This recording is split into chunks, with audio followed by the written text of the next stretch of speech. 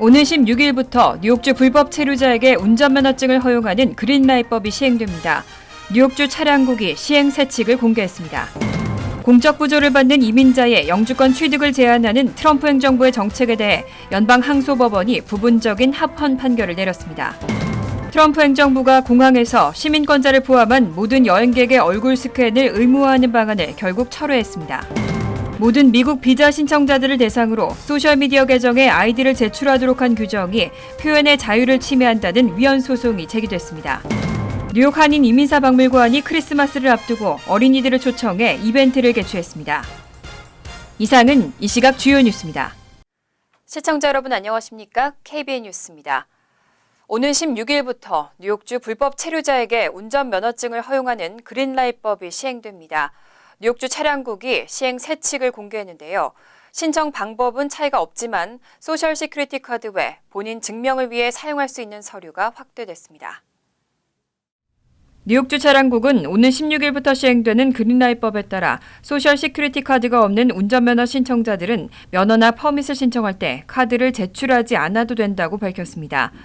다만 이 경우 종전에 소셜 카드를 발급받은 적이 없다는 선서 진술서에 서명해야 하고 우편으로 신청이나 갱신을 할 경우 반드시 진술서 공증을 받아야 합니다. 한편 운전면허와 퍼밋의 신청 방법은 기본적으로 종전과 같지만 면허 신청 과정에서 본인과 거주 증명을 위해 사용할 수 있는 서류가 확대됐습니다. 현재는 임시 영주권이나 입국 신고서가 있는 여권만 사용할 수 있지만 16일부터는 만료되지 않은 여권이면 증빙 서류로 이용할 수 있습니다. 또 24개월 내 발급받은 사진이 붙어있는 외국 운전면허증이나 만료된 지 2년이 지나지 않은 영주권, 또 노동허가카드와 외국 출생증명서, 뉴욕시 신분증도 본인과 거주 증명을 위해 사용할 수 있습니다. 다만 소셜 시큐리티 번호가 없을 경우에는 연방에서 발급하는 리얼 아이디나 상업용 운전면허는 발급받을 수 없고 운전면허증이 아닌 뉴욕주 신분증은 신청할 수 없습니다. 당국에 따르면 80만 명가량이 이번 그린라이트법의 혜택을 받을 수 있을 것으로 추산되고 있습니다. 공적 부조를 받는 이민자의 영주권 취득을 제한하는 트럼프 행정부의 정책에 대해 연방 항소법원이 부분적인 합헌 판결을 내렸습니다. 하지만 일부 연방 하급법원에서는 여전히 강력한 반대 입장을 유지하고 있는 만큼 시행에는 시간이 걸릴 것이라는 분석입니다. 제9순회 연방항소법원이 지난 5일 공적 부조를 받는 저소득층 이민자들의 영주권 취득을 제한해야 한다는 사안에 대해 찬성 2표, 반대 1표로 부분적인 합헌 판결을 내렸습니다. 보수 성향의 제이 바이비 판사는 트럼프 행정부는 의회가 위임한 정책에 대한 결정권을 가지고 있다며 법원과 다른 기관들은 이민 정책과 관련해 현 행정부의 결정을 존중해야 한다고 트럼프 행정부 결정에 힘을 실어줬습니다. 바이비 판사는 또 의회는 현 행정부의 이민 정책이 헌법의 근거에 제대로 이행되는지를 판단해야 한다고 덧붙였습니다. 공적 부조 규정의 효력을 일단 정지시키는 예비명령 해제에 대한 제9항소법원의 판결에 대해 법무부 등 트럼프 행정부는 환영의 입장을 보였습니다. 하지만 뉴욕과 메릴랜드 등 일부 연방 하급법원에서는 여전히 공적 부조 규정의 효력에 대한 정지 예비명령을 유지하고 있고 강력한 반대 입장을 보이고 있는 만큼 실행까지는 상당히 긴 시간이 소요될 것으로 전망됩니다. 새 공적 부조 시행에 대해 반대하는 연방법원들은 트럼프 행정부가 시행하려는 새 공적 부조 규정이 그대로 시행될 경우 이민자들에게 회복할 수 없는 피해를 입히는 것은 물론 각 주의 의료보험을 비롯한 공적 부조 시스템에도 큰 혼란을 불러일으킬 것이라며 시행 금지 명령을 내린 바 있습니다. 트럼프 행정부가 공항에서 시민권자를 포함한 모든 여행객의 얼굴 스캔을 의무화하는 방안을 결국 철회했습니다. 시민권자의 사생활 침해에 대한 우려가 제기되면서 관련 방안을 더 이상 추진하지 않기로 결정했습니다. 워싱턴 포스트는 트럼프 행정부가 5일 안면인식 출입국 시스템을 시민권자까지 확대하는 안을 더 이상 추진하지 않기로 했다고 보도했습니다. 앞서 로이터는 연방국토안보부가 내년 7월 모든 공항과 출입국 시설에서 모든 여행객에 대한 얼굴 촬영 등 출입국자에 대한 광범위한 추적 시스템을 구축하는 방안을 추진할 계획이라고 보도한 바 있습니다. 이후 시민권자의 사생활 침해에 대한 우려가 제기되면서 트럼프 행정부가 한 발 물러선 것으로 분석됩니다. 국토안보부는 시민단체 및 입법 관계자들과 미팅을 가진 후 시민권자에 대한 심각한 사생활 침해 문제가 불거지면서 내년 정책 아젠다에서 해당 방안을 제외하기로 결정했다고 밝혔습니다. 이에 따라 미 여권 소지자들은 현재와 마찬가지로 공항 등 출입국 시설에서 사진 촬영을 거부할 수 있습니다. 다만 외국인들은 기존과 마찬가지로 계속해서 공항에서 얼굴 사진 촬영을 해야 합니다. 트럼프 행정부는 지난 2017년 3월 공항에서의 얼굴 인식 시스템의 신속한 설치를 주문하는 행정명령을 내린 바 있습니다. 국토안보부 산하 세관 국경보호국은 이미 JFK를 포함한 20개 주요 공항에서 외국인 입국자의 사진과 지문을 수집하고 있습니다. 트럼프 행정부는 지난 6월부터 모든 미국 비자 신청자들을 대상으로 소셜미디어 계정에 아이디를 제출하도록 규정하고 있습니다. 미국 국민들을 보호하기 위한 보안 심사를 강화하겠다는 방침인데 이와 관련해 위헌 소송이 제기됐습니다. 표현의 자유를 침해한다는 주장입니다. 다큐멘터리 제작단체인 국제 다큐멘터리 협회와 DOC 소사이어티가 5일 비자를 관할하고 있는 마이크 폼페어 국무장관과 연방 국토안보부를 상대로 연방법원 워싱턴 DC 지법에 위헌 소송을 제기했습니다. 국제 다큐멘터리 협회는 소송 제기를 알리는 성명서에서 비자 신청 시 SNS 계정의 아이디 제출 의무화 규정은 외국인 영화 감독의 표현의 자유를 침해할 뿐만 아니라 미국인 예술가들이 전 세계 동료 영화 예술인들과 어울릴 수 있는 권리를 침해하고 있다고 주장했습니다. 트럼프 행정부는 앞서 모든 미국 비자 신청자들에게 최근 5년간 사용했거나 사용 중인 트위터와 페이스북, 인스타그램 등 20개의 SNS 계정 아이디와 이메일 주소, 전화번호와 해외여행 기록, 강제 추방 이력과 테러 활동에 연루된 가족 구성원 등에 대한 정보를 추가로 요구하는 새로운 비자 신청 양식을 발효시킨 바 있습니다. 새로운 비자 신청 양식은 이주 목적의 비자 신청자뿐만 아니라 관광, 사업, 유학 등 거의 모든 단기 비자 신청자들에게 적용되고 있습니다. 현재 연간 1,470만 명에 이르는 미국 비자 신청자들이 강화된 비자 발급 규정을 적용받는 것으로 추산되고 있습니다. 한편 트럼프 행정부는 이번 소송에 대해 아직 입장을 내놓지 않았습니다. 뉴욕 한인 이민사 박물관이 크리스마스를 앞두고 어린이들을 초청해 이벤트를 개최했습니다. 어린이들이 직접 준비한 공연도 선보이고 언니 오빠들의 연주도 감상했습니다.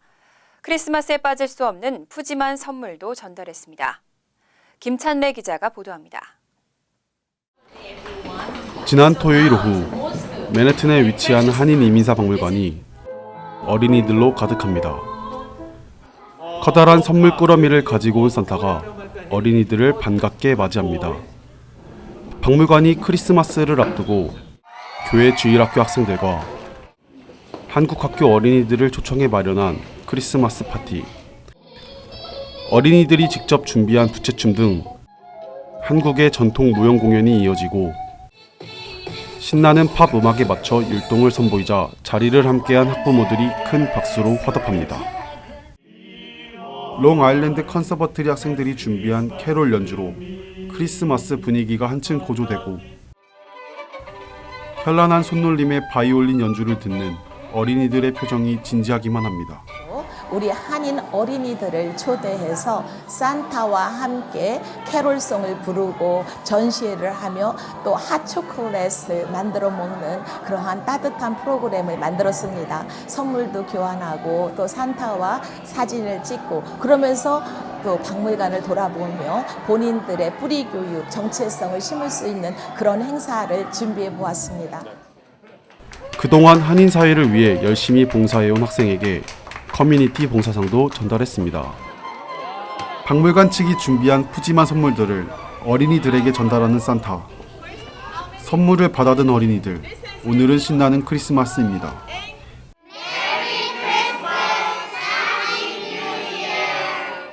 KBN 뉴스 김찬래입니다.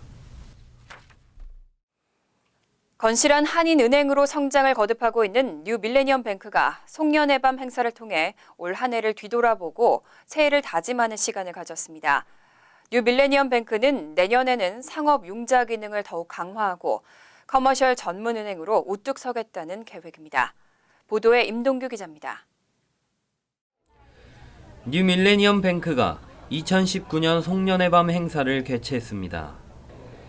지난 금요일 뉴저지 더블트리 호텔에서 전 직원이 참석한 가운데 열린 송년회 밤 행사는 최근 달라스와 애틀랜타에 대출 사무소를 오픈하고 SBA가 정하는 뉴욕 지역 금상수상 은행으로 선정되는 등 인수 5년 만에 괄목할 만한 성과를 이뤄낸 직원들의 노고에 보답하기 위해 개최됐습니다. 뉴 밀레니엄 은행 호응식 행장은 올 한 해도 은행이 꾸준한 성장을 할 수 있었던 이유는 변함없는 신뢰와 후원을 아끼지 않았던 한인 동포 덕분이라며 감사의 말을 전했습니다. 예, 저희 은행이 금년에도 좋은 실적을 냈는데 모든 것이 우리 동포들께서 많이 도와주신 덕분으로 생각하고 내년에도 더 열심히 해서 우리 동포 사회도 도움이 되고 또 좋은 은행이 되는 그런 뉴 밀레니엄 뱅크가 되도록 열심히 노력하겠습니다. 뉴 밀레니엄 뱅크는 현재 자산 4억 4천만 달러, 대출 3억 1천만 달러, 예금고 3억 9천만 달러가 되는 중견 은행으로서 입지를 다지고 있으며 현재 포트리, 뉴 브런스윅, 맨해튼, 베이사이드 등 총 6개 지점이 있습니다. 뉴 밀레니엄 뱅크는 내년에도 애틀랜타 등 3개의 지점 오픈을 준비하고 있으며 상업 융자 기능을 더욱 강화해 커머셜 전문 은행으로 선장해 나갈 계획입니다. KBN 뉴스 임동규입니다. 자동차 번호판에 가드를 부착하신 분들 많을 텐데요. 가드로 인해 번호판의 글씨 일부가 가려지지 않았는지 확인을 하셔야겠습니다. 최근 뉴욕시에서 집중 단속이 시행되고 있습니다. 최근 들어 뉴욕시에서 차량 번호판 가드 부착으로 인해 번호판을 가리는 것에 대한 집중 단속이 이루어지고 있습니다.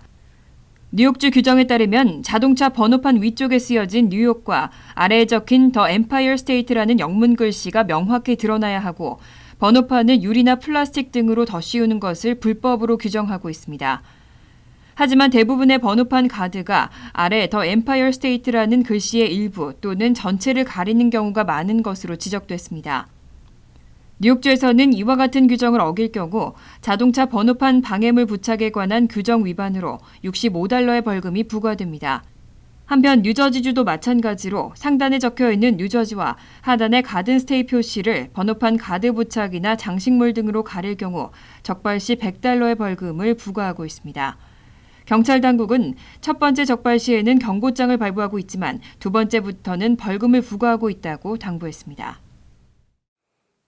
뉴욕주에 독감주의보가 발령됐습니다. 일반적으로 10월부터 5월까지는 독감이 유행하는 시즌인데요. 보건국이 최선의 예방법은 백신 접종이라며 접종을 권고하고 있습니다. 워드 주커 뉴욕주 보건국장이 5일 뉴욕주 내 독감주의보를 발령했습니다. 또 독감 예방접종을 하지 않은 의료진은 환자가 있는 공간에서 반드시 마스크를 착용해야 한다는 규정도 발효됐습니다. 2013년 처음 시행된 이 규정은 주내에 독감주의보가 발령됨과 동시에 시행됩니다. 주커 보건국장은 의료진이 마스크를 착용하지 않을 경우 합병증에 취약한 환자가 위험에 노출될 수 있기 때문에 이 규정을 시행하고 있다고 설명했습니다. 한편 현재 뉴욕주 내 42개 카운티와 뉴욕시 5개 보로에서 공식적으로 독감 사례가 확인됐습니다. 또 독감과 관련된 입원 사례가 691건 발생했고 1명의 소아가 독감으로 사망한 것으로 보고됐습니다. 지난 3년간 독감 관련 입원 사례는 연평균 18,352건이었고 20명의 소아가 사망한 것으로 집계된 바 있습니다. 독감 시즌은 일반적으로 10월에서 5월까지로 주 보건국은 주민들에게 독감 예방주사를 접종할 것을 권고하고 있습니다. 생후 6개월 이상의 유아를 포함한 모든 사람은 독감 예방주사를 맞는 게 최선의 독감 예방책이라며 특히 합병증 고위험군인 2살 이하 유아와 65세 이상에게는 예방주사가 필수라며 강력하게 권고하고 있습니다. 아마존이 다시 뉴욕시에 진출합니다. 지난해 제2본사 부지로 퀸즈에 입성하려다 주민들과 정치인들의 반대로 무산된 바 있는데요. 이번엔 제2본사는 아니지만 미드타운 허드슨야드 인근에 사무실 임대 계약을 체결한 것으로 알려졌습니다. 아마존이 최근 뉴욕 맨하튼 미드타운 허드슨야드 인근에 33만 5천 스퀘어피트 규모의 사무실 임대 계약을 체결했다고 월스트리트저널이 보도했습니다. 아마존은 뉴욕시로부터 어떠한 혜택도 받지 않았고 신규 일자리 약 1,500개를 창출한다는 계획입니다. 아마존은 지난해 뉴욕시 퀸즈에 제2본사 입성을 추진하고 25억 달러 투자 및 2만 5천 개의 신규 일자리 창출을 약속한 대가로 주정부와 시정부로부터 세제 혜택 등 30억 달러 규모의 지원을 받을 예정이었습니다. 하지만 주민들과 지역 정치인들의 반대로 무산된 바 있습니다. 한편 월스트리트저널은 아마존 외에도 페이스북과 구글 등 IT 기업들이 뉴욕으로 몰리고 있다고 보도했습니다. 페이스북은 허드슨야드 지역 내 빌딩 3곳과 계약을 진행 중이고 최근 70만 스퀘어피트의 임대 계약을 추진하고 있습니다. 성사된다면 JP모건 체이스와 뱅크 오브 아메리카에 이어 뉴욕시에서 최대 규모의 세입자가 될 것으로 전망됩니다. 구글의 경우 이미 맨하튼 내 130만 스퀘어피트의 영업단지 조성 프로젝트를 진행하고 있습니다. 월스트리트저널은 풍부한 인재와 교통 시스템, 문화 엔터테인먼트 산업 발달 등의 이유로 아마존 등 IT 기업들이 뉴욕으로 몰리고 있다고 분석했습니다.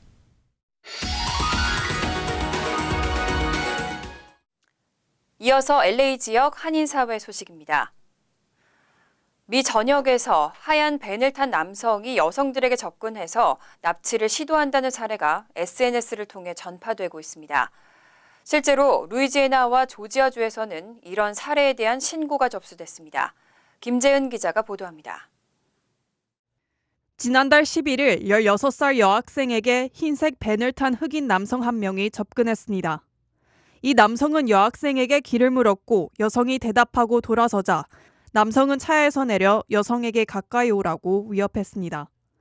수상한 낌새를 눈치챈 여학생은 학교로 도망쳤는데 불과 몇 시간 후 인근 지역에서도 11살 학생에게 흰색 밴이 접근하는 비슷한 일이 발생했습니다. 지난달 30일 뉴올리언스 지역에선 17살 여아가 흰색 밴을 탄 남성 2명으로부터 끌려가 실제로 납치당할 뻔하기도 했습니다. 페이스북이나 인스타그램 등 SNS에서 비슷한 일을 당했다는 글이 잇따르자 볼티모 시장까지 직접 나서 주의를 당부했습니다. It's all over Facebook, and that's something that our police officers are aware of. Don't park near a white van. Make sure that you look at your surroundings and make sure you keep your cell phone in case somebody try to abduct you. 현재 대부분의 해당 글들은 SNS의 알고리즘을 통해 확대된 것으로 드러났지만 경찰은 만약의 사태에 대비해 경계령을 유지하고 있습니다.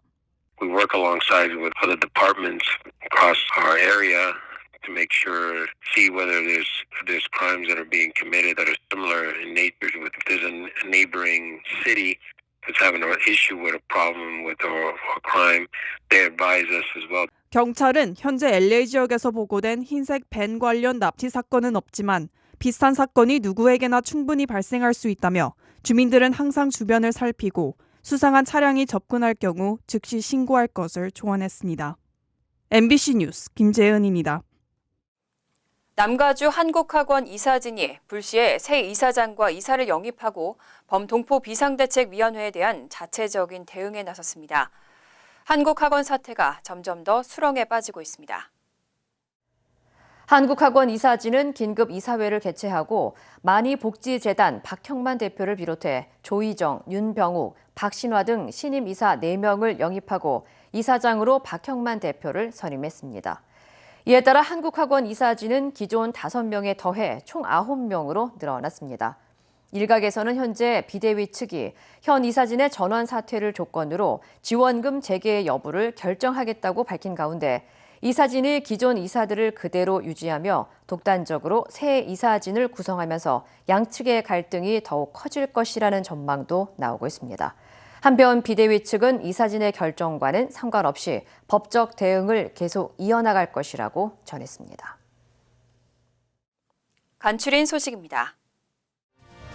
카풀 할인제도 유지를 촉구하는 통근자들이 필머피 뉴저지 주지사에게 카풀 할인 폐지를 철회하라는 내용의 온라인 청원을 시작했습니다. 9일 오후 2시 기준 청원자는 9,380명을 돌파했습니다. 온라인 청원을 시작한 뉴저지 페어필드에 사는 통근자 찰리 우는 지난 5년 이상 카풀 할인을 통해 많은 돈을 절약할 수 있었다며 카풀 할인이 폐지되면 막대한 통행료 부담에 직면할 수밖에 없다고 청원에 동참해줄 것을 당부했습니다. 제이콥 제비츠 컨벤션 센터의 확장 공사가 2021년 3월 완료됩니다. 앤드류 쿠오모 뉴욕 주지사는 2017년 3월 시작한 15억 달러 규모의 확장 프로젝트가 철제와 콘크리트 구조 공사를 마무리하고 비구조적 철제 공사의 마지막 단계를 진행하고 있다고 밝혔습니다. 이에 따라 완공 예정이었던 2021년 3월까지 배정한 예산안에서 공사를 마무리할 수 있다고 덧붙였습니다.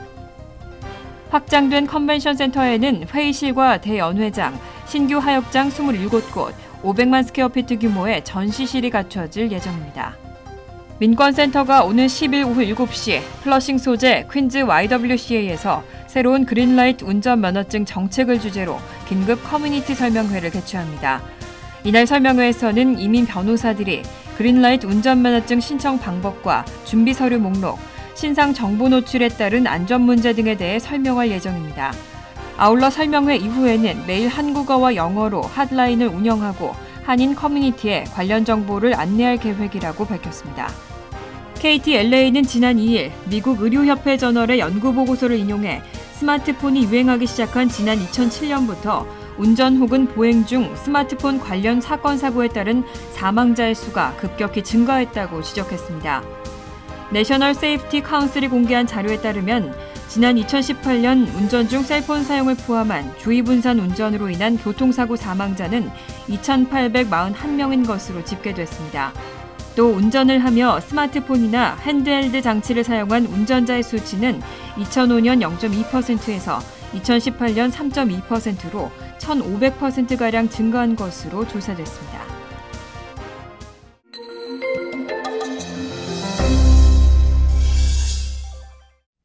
주 뉴욕 총영사관은 지난 6일 뉴저지 한인회관에서 개최한 순회 영사 업무를 통해 여권 업무 53건, 가족관계 등록 73건 등 총 242건의 민원 업무를 처리했습니다. 민주평화통일자문회의 뉴욕협의회는 지난 8일 민주평통 사무처 이승환 사무처장을 초청해 한반도 주변 정세와 평화통일 구축을 위한 미주 동포들의 역할에 대한 간담회를 개최했습니다.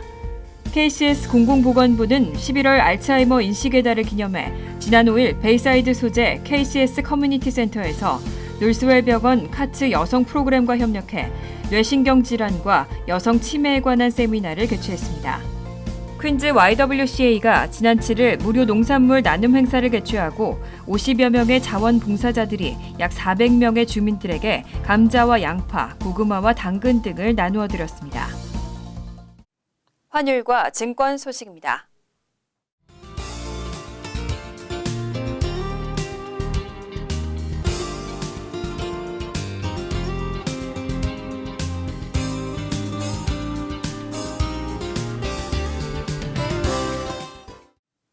이어서 날씨입니다. 화요일은 포근하지만 가끔 비가 오겠습니다. 낮 최고 기온은 62도, 섭씨 17도, 밤 최저 기온은 34도, 섭씨 영하 1도로 예상됩니다. 수요일은 이른 아침 한때 눈이 조금 오는 곳이 있겠습니다. 목요일은 화창하지만 춥겠습니다. 이상으로 KBN 뉴스를 마칩니다. KBN과 함께 즐거운 저녁 되시기 바랍니다.